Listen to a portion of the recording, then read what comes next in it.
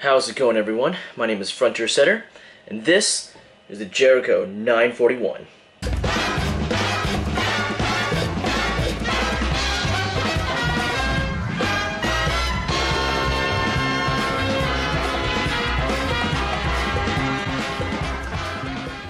First things first, the gun is safe and clear.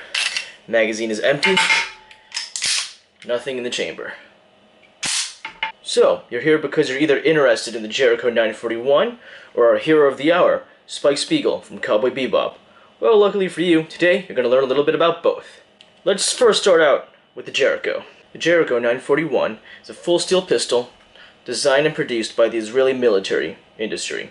Right now, it's known as the Israeli weapons industry. It can be chambered in a couple different rounds. This particular model takes 9mm, but it can also be chambered in 40 Smith & Wesson, and the other round that was supposed to be more popular than it is today was the 41 Action Express, hence the name 941. It is a double-action, single-action, semi-automatic pistol that features an ambidextrous safety lever on the slide here. It is also a decocker as well.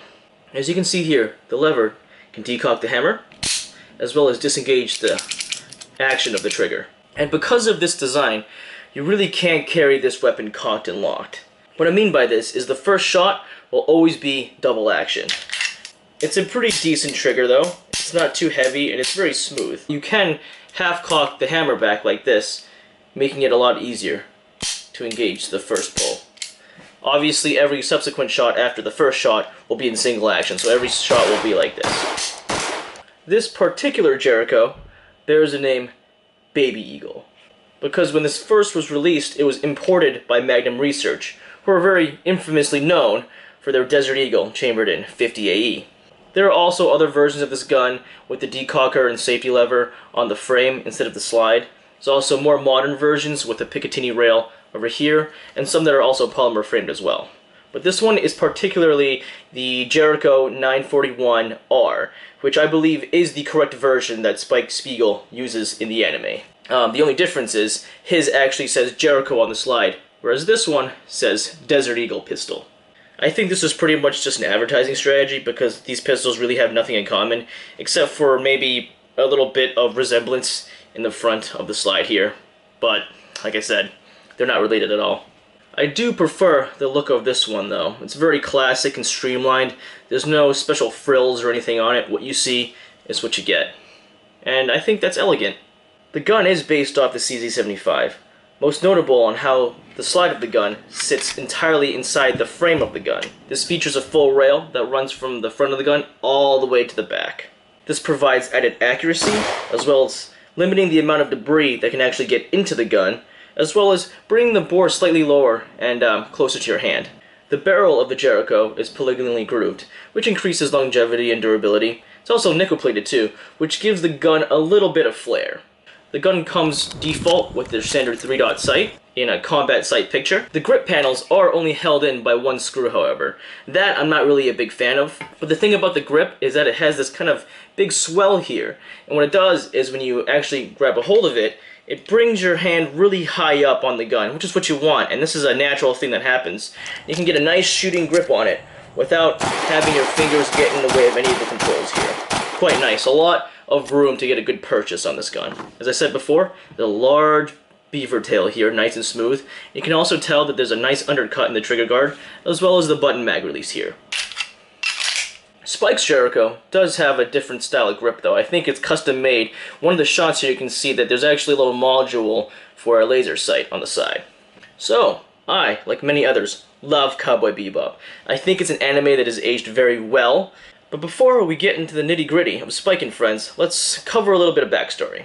Cowboy Bebop takes place in the year 2071, where interplanetary travel is pretty much commonplace. It follows a story of a crew of bounty hunters aboard the ship, the Bebop. There's a lot of characters, all with their own little quirks. You know the first rule of combat? Uh-huh.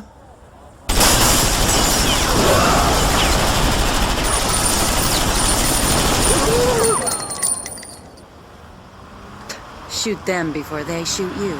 But we're here for Spike. Spike Spiegel is the calm and collected main protagonist of the show. I won't get into too much detail or spoilers about him, but it's safe to say he's a certified badass. He's always very composed and thinks really quick on his feet. There's this one scene that I really like. He gets actually thrown out of an airlock in one of the spaceships, and he's just floating around in space in 0G. And he actually uses his Jericho and fires a couple shots. And he does this, and he uses the recoil of the gun to actually redirect himself and push him back to the ship. It's pretty interesting, actually.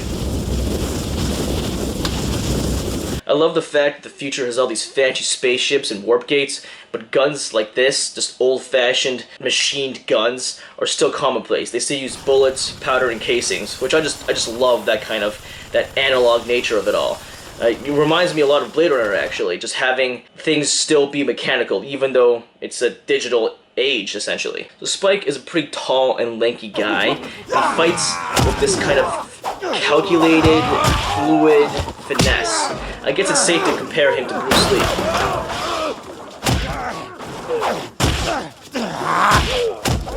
And during his many fights with Vicious, Vicious is the main antagonist of the show, and he uses a sword. When they fight close quarters, you can actually see Spike deflect the sword hits with his gun. And you can see the sparks fly, and it's just a really cool, really well choreographed scene that really holds up today.